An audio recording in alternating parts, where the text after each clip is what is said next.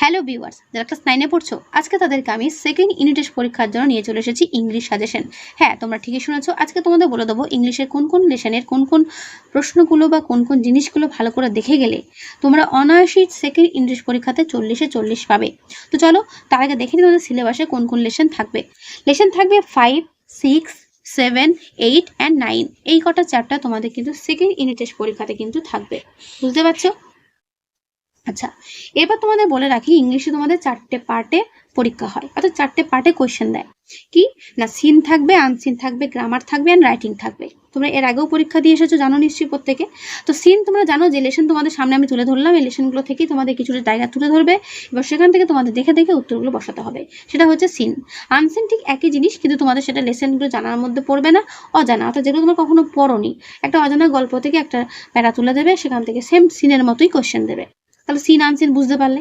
এরপর থাকবে গ্রামার, যেটা তোমাদের টেক্সচুয়াল যে গ্রামারগুলো রয়েছে সেই টেক্সচুয়াল গ্রামার থেকেই তোমাদের গ্রামার দেবে, বাট হুবহু গ্রামার না দিলেও সেই গ্রামারগুলোই তোমাদের কিন্তু ঘুরিয়ে ফিরিয়ে দেবে।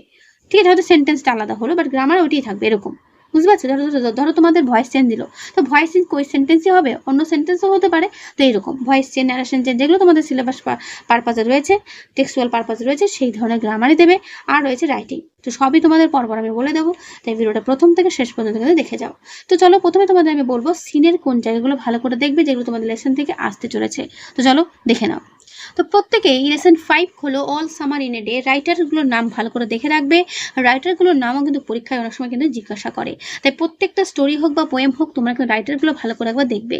আচ্ছা, এটা কোথা থেকে পড়বে? ইট হ্যাড বিন রেইনিং থেকে, এখান থেকে শুরু করবে। এটা আমি সিনের জন্য সাজেশন বলছি, ঠিক আছে? এখান থেকে তার পরের পাতায় to look at the hidden sun, এই পর্যন্ত একটা ইম্পর্টেন্ট সিন হবে, ঠিক আছে? দেখে রাখবে। তোমরা যদি জানো যে কোন সিনগুলো আসতে পারে, তাহলে আগে থেকেই পড়ে রাখবে। পড়ে রাখতে তোমাদের সুবিধে কি, পরীক্ষার মধ্যে খুব সুন্দর করে গুছিয়ে তোমরা নিজেরাই অ্যান্সার করে আসতে পারবে। তারপরে সিন কি করবে? The children were eager to C the sun, পাতা নম্বর 36, এখান থেকে কতটা করবে দেখে নাও। তারপরের পাতাতে ইনটু দ্য সামার টাইম, এই পর্যন্ত করবে, ওকে? তারপর দ্য চিলড্রেন লে আউট লাফিং অন দ্য জঙ্গল ম্যাটার্স থেকে নট স্টপ রানিং পর্যন্ত আমাদের একটা সিন হবে। দেখতে পাচ্ছ, হাইলাইট কিন্তু অলরেডি করা আছে, তোমরা তোমাদের বইয়ে এটা দাগিয়ে রাখতে পারো তোমাদের সুবিধার্থে। এগুলোই পড়ে যাবে, মানে এছাড়া আর কিছু এক্সট্রা পুরো গল্প পড়ার প্রয়োজন নেই। তোমাদের যে পুরো গল্পগুলো প্রত্যেকটা গল্প পড়ে যেতে হবে তার কোনো মানে নেই। আমি যে জায়গাগুলো দেখাচ্ছি এগুলোই তোমাদের পরীক্ষার মানে প্রশ্নতে দেওয়ার সম্ভাবনা রয়েছে 99%। এরপর ছিল chapter 6, mild the mist upon the hill. রাইটারকে এমিলি জেন ব্রন্টি, অর্থাৎ ইনি হচ্ছেন এটার পোয়েট, ঠিক আছে? এমিলি জেন ব্রন্টি, তার সম্পর্কে কিছুটা পড়ে রাখবে। এবং এটা প্রথম যে স্ট্যান্ডার রয়েছে মাইল্ড দ্য মিস্ট থেকে একদম মাউন্টেন চেন পর্যন্ত, এটা পুরোটাই তোমাদের দেখতে হবে, এটা পুরোটাই তুলে ধরবে এবং এই রিলেটেড প্রশ্ন দেবে। যেহেতু এটা পোয়েম, তাই তোমাদের বলবো এক্সারসাইজ 1টা ভালো করে দেখে যাবে, ঠিক আছে? এরপর চলে আসল লেসন 7, টম লসেস এ টুক। এখান থেকে তোমাদের এই বছর সেকেন্ড ইউনিট টেস্টে সিন দেওয়ার সম্ভাবনা 100% রয়েছে, ঠিক আছে? এই চ্যাপ্টারটা থেকে। তাই প্রত্যেকে বলবো এই গল্পটা যদি কেউ না পড়ে থাকো, ভালো করে পড়ে নিও। এখান থেকে সিন অনেকগুলো হবে, যেমন দেখো প্রথমে রয়েছে Tom always found Monday morning থেকে হোলি ওয়েন্ট অ্যাওয়ে, এই পর্যন্ত একটা সিন হবে, দাগানোই দেখতে পাচ্ছ। তারপর আবার সিন দেখো, টম থট ফার্দার থেকে সিড স্লেপ্ট অন, এই পর্যন্ত একটা সিন হবে। তারপরের পাতায় সিড ইয়ন্ড থেকে একদম ঠিক নিচে ইউ চাইল্ড পর্যন্ত একটা সিন হবে। আর এখান থেকে তোমাদের বলবো এক্সারসাইজ 2, যেটা তোমাদের পাতা নম্বর 56-এ রয়েছে, কোয়েশ্চেন আনসারগুলো ভালো করে দেখে যেতে। এরপর চলো lesson 8, his first flight, Liam O'Flaherty, ঠিক আছে? এর রাইটারের নাম বা অথর।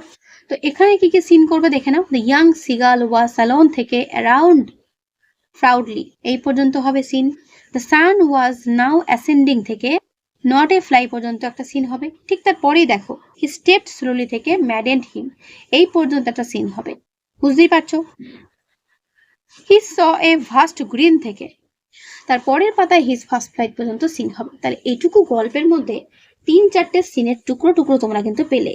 আর তোমরা নিশ্চয়ই এর আগে পরীক্ষা দিয়ে জানো যে তোমাদের কিন্তু একটা প্যাসেজ তুলে দেবে, সেখান থেকেই তোমাদের কিন্তু কোয়েশ্চেন আনসার দেবে।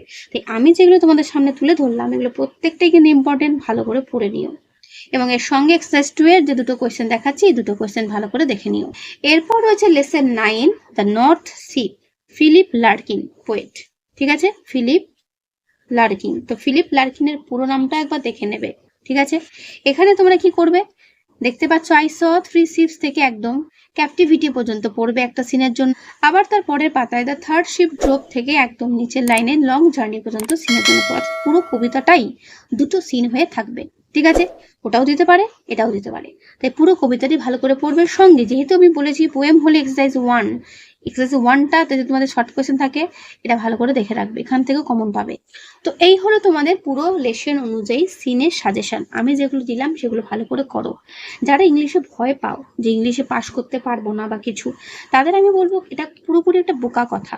কারণ ইংলিশ সব থেকে সহজ, কেননা তোমাদের ইংলিশের মতো কোনো পেপারে কিন্তু এরকম সিনের জন্য প্যাসেজ তুলে ধরবে না সেখান থেকে দেখে দেখে লেখো। শুধুমাত্র ইংরেজিতেই মানে ইংলিশেই কিন্তু এটা হয়। তাই যারা ভাবছো এটা খুব কঠিন, তারা কিন্তু মোটেও ভয় পেও না। একটু ভরসা রেখে যেগুলো মানে পড়তে বলছে এগুলো পড়ে যাও, দেখবে এগুলো পরীক্ষার মধ্যেই তোমরা প্রশ্ন দেখতে পাবে। এবং তখন সঙ্গে সঙ্গে মনে হবে এগুলো তো আমি পড়েছি, আমি তো পারি, এরকম একটা মনে মনে ফিলিং আসবে। তাই চিন্তা না করে একটু মনোযোগ সহকারে ভিডিওটা দেখে যেগুলো আমি দিচ্ছি সেগুলো একটু করে যেও, তাহলেই হবে। ঠিক আছে, তাহলে সিন নিয়ে আশা করি তোমাদের কোনো কারো প্রশ্ন নেই। এরপরে আচ্ছা, সিন দেখে কি প্রশ্ন দেবে সেটা তোমাদের বলা হয়নি। সেটা হচ্ছে তোমাদের কি কি কোয়েশ্চেন দেয় ট্রু ফলস, দেয় ওয়ান লাইনার কোয়েশ্চেন, আর দেয় ফিল ইন দ্য ব্ল্যাঙ্কস। এইরকম প্রশ্ন তোমাদের সিন থেকে দেবে। আর আনসিন থেকেও ঠিক একই রকমই প্যাসেজ তুলে দেবে, এবং এই একই রকম প্রশ্ন সিনের মতনই আনসিন থেকেও দেবে। বুঝতেই পারছো? তো সিন আনসিন নিয়ে আশা করি প্রত্যেকের ব্যাপারটা ক্লিয়ার হলো। এরপর আসছি গ্রামার কি কি আসবে। চলো দেখি টেক্সটে কি কি গ্রামার রয়েছে। একটু আগে যেটা তোমাদের বলছিলাম, পাতা নম্বর 42 তে এক্সারসাইজ 4 দেখো রয়েছে ডু অ্যাজ ডিরেক্টেড।